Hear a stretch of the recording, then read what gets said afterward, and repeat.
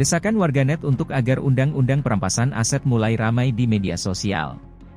Salah satunya terlihat dari status akun N Surya WD dengan narasi, selama perampasan aset belum disahkan, mereka-mereka ini hanya akan menikmati jeruji besi saja. Setelah bebas tetap bisa foya-foya. Kemudian ditaupkan status dari akun Narkosun, dengan narasi, Rafael Alun ditetapkan sebagai tersangka tindak pidana pencucian uang, TPPU. Sebelumnya dia juga ditetapkan sebagai tersangka gratifikasi. Terus, gimana dengan komplotannya? Ini yang harus terus dikembangkan penyelidikannya. Butuh nyali besar untuk membongkar mafia di Ditjen Pajak? Begitu pula akun Twitter Doanwarto, menuliskan status, bukan hanya partai-partai yang tak acuh dan cuek dengan RUU perampasan aset. Tapi mahasiswa dan oposisi Pelanga-Pelongo juga cuek, tidak pernah mendorong untuk segera mengesahkan RUU perampasan aset tersebut. Mengapa? Kemudian diunggah tangkapan layar berita berjudul, ketika Jokowi gregetan RUU perampasan aset tak juga selesai dan partai tak acuh. Netizen lain pun turut bersuara dalam lini massa.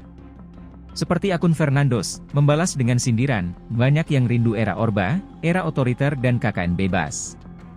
Itu fakta sebagian gambaran masyarakat kita, ironisnya.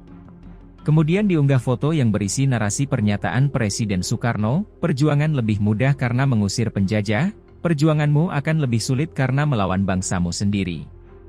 Akun Ongko 2, membalas, Korea menghukum mati koruptor jadi negara maju.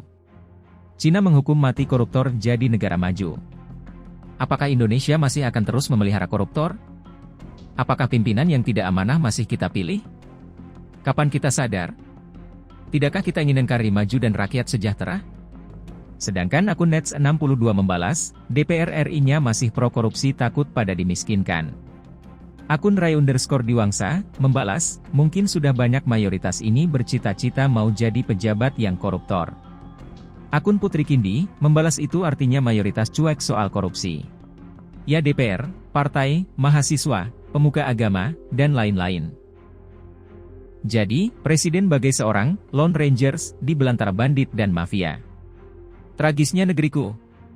Sementara itu Indonesia Corruption Watch, ICW, mendorong agar Dewan Perwakilan Rakyat segera membahas rancangan undang-undang, RUU, perampasan aset tindak pidana sebelum pelaksanaan pemilihan umum 2024.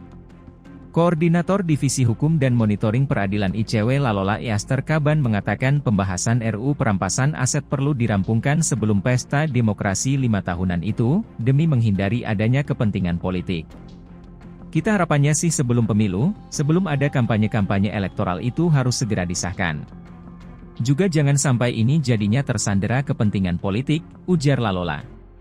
Percepatan pembahasan RUU perampasan aset harus digencarkan, mengingat saat ini RUU tersebut telah masuk ke program legislasi nasional atau prolegnas prioritas DPR RI 2023. Apabila pembahasan RUU perampasan aset tidak dipercepat, Lalola khawatir RUU tersebut malah tidak jadi dibahas kembali. Halo, selamat berjumpa dengan saya Anika, pembaca berita podcastnews.id. Saksikan terus konten-konten menarik dari kami. Jangan lupa subscribe, like, dan komen. Terima kasih.